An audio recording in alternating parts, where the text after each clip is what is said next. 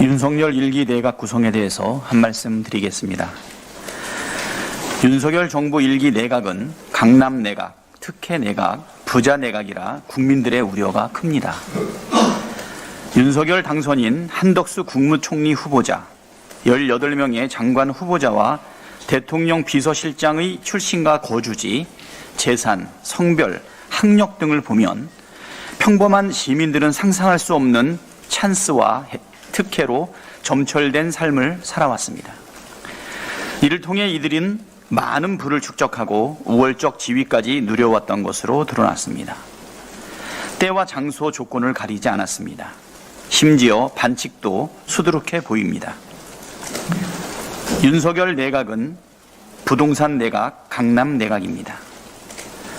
윤 당선인과 후보자들의 재산을 보면 윤 당선인과 한동훈 법무부 장관 후보자가 서초구 아파트를 소유하고 있고 추경호 경제부총리 후보자 등 총 9명이나 강남 3구에 아파트를 가지고 있었습니다.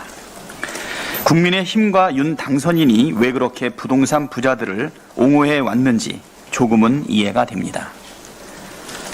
부자 내각입니다. 윤 당선인의 재산은 77억이며 한덕수 총리 후보자의 경우 83억 원에 달합니다. 장관 후보자 18명의 평균 재산은 43억에 이릅니다. 2021년 가계금융복지조사 결과에 따르면 2021년 3월 말 우리나라 가구의 평균 순자산은 4억 1,452만 원입니다. 일반 서민 10가구의 재산을 모아도 장관 후보자 1명의 재산에도 못 미칩니다. 부자들 세금 감면에 왜 집착했는지 한편 또 이해가 됩니다. 부자 내각이 직접세는 줄이고 간접세를 올리는 부자 조세 정책을 쏟아낼까 국민들은 걱정입니다. 마초 내각에 대한 우려도 나오고 있습니다.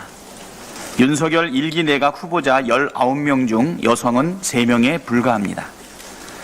문재인 정부에서 여성 장관의 비율이 27.8%까지 높아졌지만 다시 15.8%로 추락했습니다. 선진국 문턱까지 겨우 끌어올린 것을 후진국 수준으로 떨어뜨린 것입니다. 윤석열 당선인 스스로 여성 차별을 구조화시키고 있습니다. 마초 내각에 대해 걱정하는 분들이 많습니다. 지역 차별과 홀대도 걱정됩니다. 윤 당선인은 선거 때 광주를 찾아 지역주의를 깨고 국민 화합과 통합을 이루고 이를 발판으로 대한민국의 번영과 광주의 발전을 기필코 이루겠다고 공약했습니다.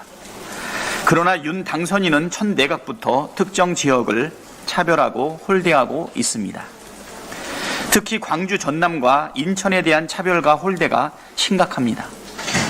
첫 내각 인사들의 출신지를 보면 서울 6명, 부산 경남 4명, 충청 4명, 대구 경북 3명, 전북 2명, 강원 1명, 제주 1명입니다. 인구 327만 광주 전남과 인구 300만 인천 출신 인사는 찾아볼 수가 없습니다. 광주 전남과 인천에 그렇게 인재가 없었는지 광주 전남 시민과 인천 시민은 묻고 있습니다. 첫 단추가 중요합니다. 첫 단추를 잘못 끼워 마지막 단추를 끼울 단추구멍이 남지 않아 모두 풀고 다시 끼우는 우를 범해서는 안 됩니다.